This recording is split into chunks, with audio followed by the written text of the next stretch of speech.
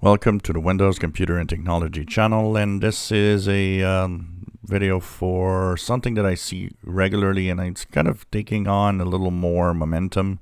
I've seen even people post as a comment here on some of the videos, and I just want to put things straight on this. So this happened with Windows 10. Remember when Windows 10 was the operating system free for upgrade for Windows 7? A lot of people down the line were like, well, we're going to have to pay a subscription at some point, and it's going to cost us money. And no, that was not the plan. It never was, and never happened also. And of course, they closed the loophole for the free upgrade. Now the info is that, well, the Windows 11 upgrade was only for a year, and so they're going to close the loophole of the free upgrade from Windows 10 to Windows 11. No, they're not. Microsoft did say that Windows 11 is free for everybody on Windows 10. There's no time limit. They aren't going to change that. So whenever you will change from Windows 10 to Windows 11, for now, it's free. And I suspect that it will stay free, especially with the minimum requirements.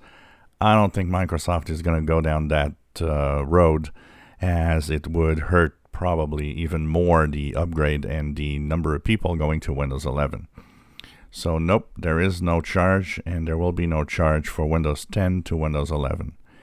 For other people that have Windows 7 or Windows 8.1, yes, Windows, if you're not able to go to Windows 10 for free in some way, you're not getting a free ride to Windows 11.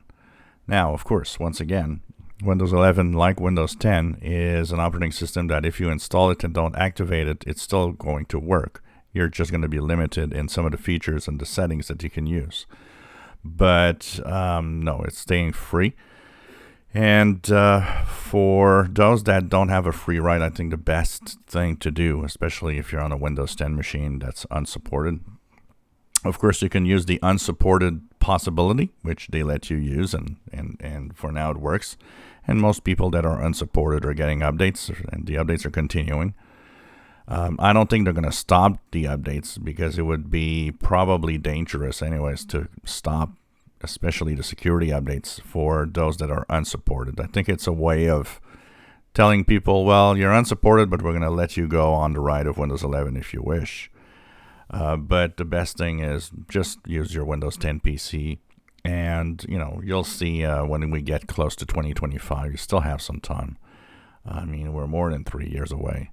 There's enough time that you might even have changed your PC since when we get there.